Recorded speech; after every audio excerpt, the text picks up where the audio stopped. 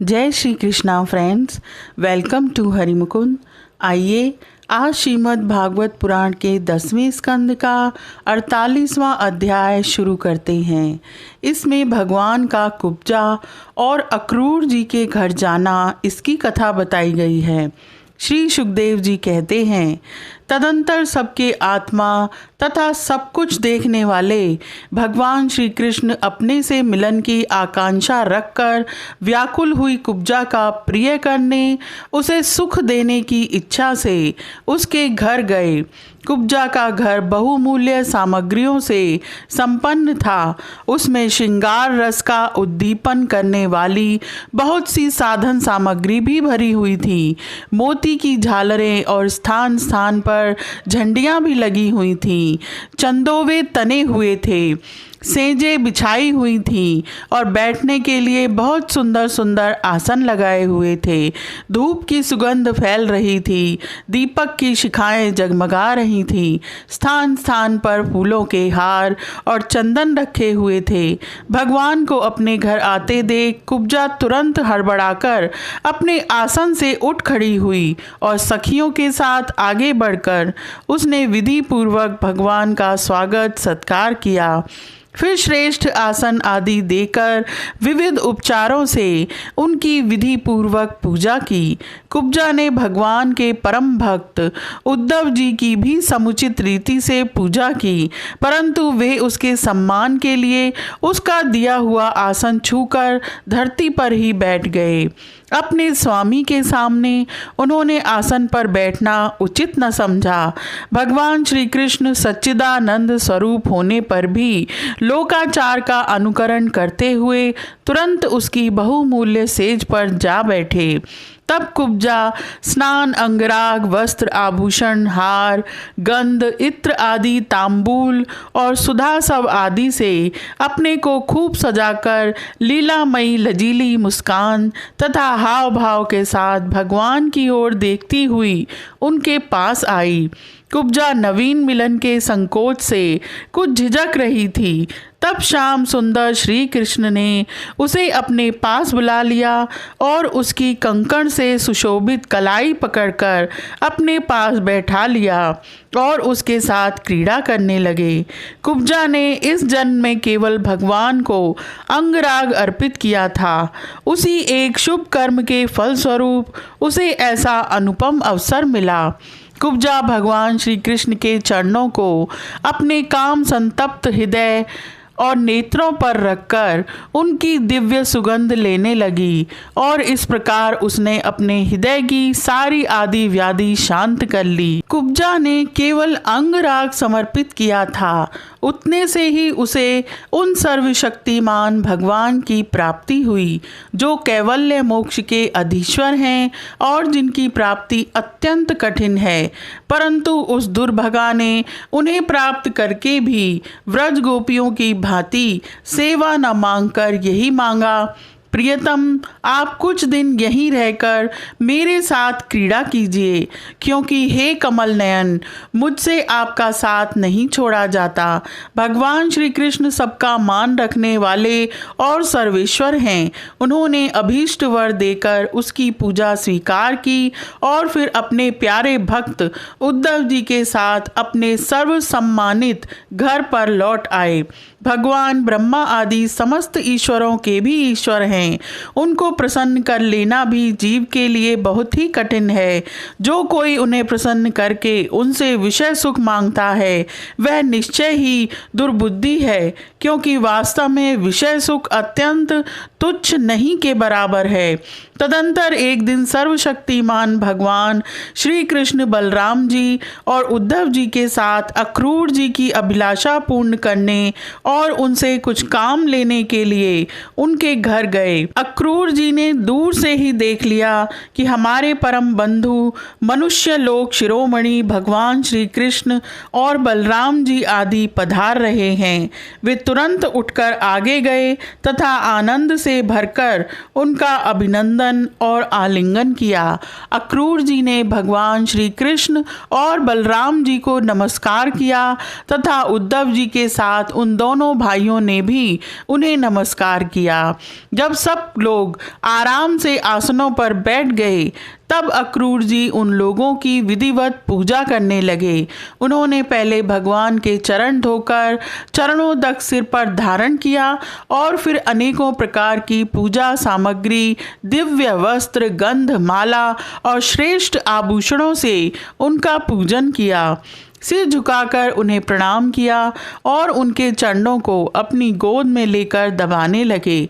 उसी समय उन्होंने विनयावनत होकर भगवान श्री कृष्ण और बलराम जी से कहा, भगवान, यह बड़े ही आनंद और सौभाग्य की बात है कि पापी कंस अपने अनुयायियों के साथ मारा गया। उसे मारकर आप दोनों ने यदुवंश को बहुत बड़े संकट से बचा लिया है तथा उन्नत और समृद्ध किया है। आप दोनों जगत के कारण और जगत रूप आदि पुरुष हैं। आपके अतिरिक्त और कोई वस्तु नहीं है, न कारण और न तो कार्य। परमात्मन, आपने ही अपनी शक्ति से इसकी रचना की है और आप ही अपनी काल, माया आदि शक्तियों से इसमें प्रविष्ट होकर जितनी भी वस्तुएं देखी और सुनी जाती हैं उनके रूप में प्रतीत हो रहे हैं। जैसे पृथ्वी आदि कारण तत्वों से ही उनके कार्य स्थावर जंगम शरीर बनते हैं, वे उनमें अनुप्रविष्ट से होकर अनेक रूपों में प्रतीत होते हैं, परंतु वास्तव में वे कारण रूप ही हैं। इसी प्रकार हैं तो केवल आप ही, परंतु अपने कार्य रूप जगत में स्वेच्छा से अनेक रूपों में प्रतीत होते हैं। ये भी आपकी एक लीला ही है। प्रभु, आप रजोगुण, सत्वगुण और तमोगुण रूप अपनी शक्तियों से क्रमशः जगत की रचना, पालन और संहार करते हैं, किंतु आप उन गुणों से अथवा उनके द्वारा होने वाले कर्मों से बंधन में नहीं पड़ते, क्योंकि आप शुद्ध ज्ञान स्वरूप हैं। ऐसी स्थिति में आपके लिए बंधन का कारण ही क्या हो सकता है? हे प्रभु, स्वयं आत्म वस्तु में स्थूल देह, सूक्ष्म देह आदि उपाधियां न होने के कारण न तो उसमें जन्म मृत्यु है और न किसी प्रकार का भेदभाव। यही कारण है कि न आप में बंधन है और न मोक्ष। आप में अपने अपने अभिप्राय के अनुसार बंधन या मोक्ष की जो कुछ कल्पना होती है उसका कारण केवल हमारा अविवेक ही है।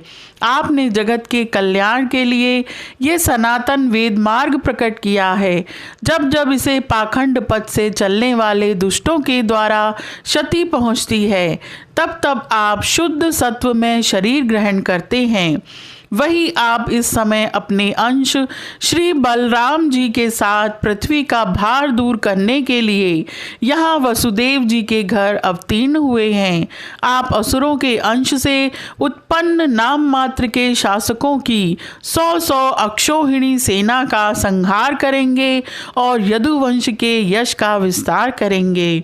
इंद्रियातीत परमात्मन, सारे देवता, पितर, भूतगण और राजा आपकी मूर्ति हैं। आपके चरणों की धोवन गंगा जी तीनों लोकों को पवित्र करती हैं। आप सारे जगत के एकमात्र पिता और शिक्षक हैं। वही आज आप हमारे घर पधारे, इसमें संदेह नहीं कि आज हमारे घर धन्य धन्य हो गए। उनके सौभाग्य की सीमा न रही। हे प्रभु, आप प्रेमी भक्तों के परम प्रियतम, सत्व वक्ता, अकारण हितु और कृतज्ञ हैं। जरा सी सेवा को भी मान लेते हैं।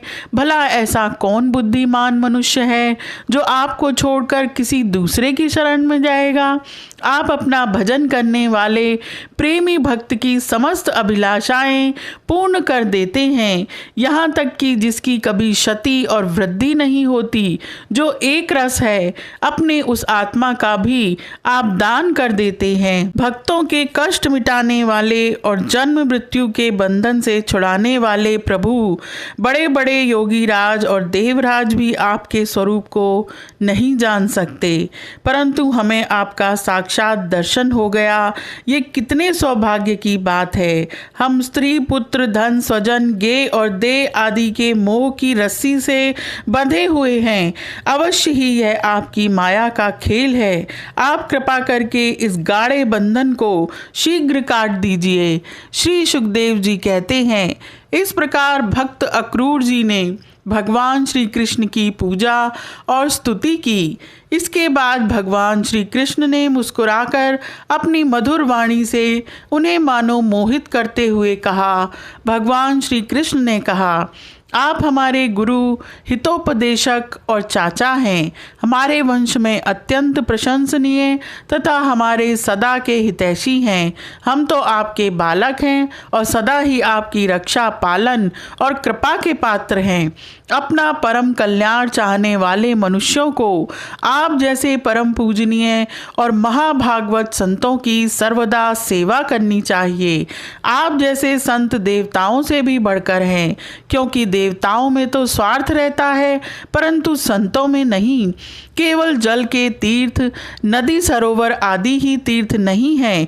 केवल मृत्तिका और शिला आदि की बनी हुई मूर्तियां ही देवता नहीं हैं।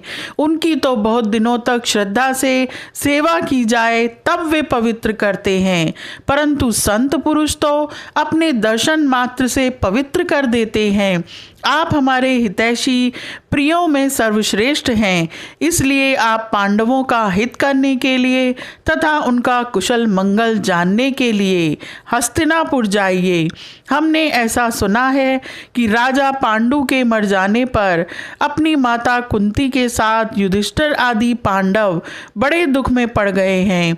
अब राजा धृतराष्ट्र उन्हें अपनी राजधानी हस्तिनापुर में ले आए हैं और वे वहीं रहते हैं। आप जानते ही हैं कि राजा धृतराष्ट्र एक तो अंधे हैं और दूसरे उनमें मनोबल की भी कमी है। उनका पुत्र दुर्योधन बहुत दुष्ट है और उसके अधीन होने के कारण वे पांडवों के साथ अपने पुत्रों जैसा समान व्यवहार नहीं कर पाते। इसलिए आप वहां जाइए और मालूम कीजिए कि उनकी स्थिति अच्छी है या बुरी। आपके द्वारा उनका समाचार जानकर मैं ऐसा उपाय करूंगा जिससे उन हमारे प्रियों को सुख मिले। सर्वशक्तिमान भगवान श्री कृष्ण अक्रूर जी को इस प्रकार आदेश देकर बलराम जी और उद्धव जी के साथ वहां से अपने घर लौट आए। यह अध्याय यहीं समाप्त होता है। आज के लिए इतना ही। Please like, share and subscribe my channel. Thank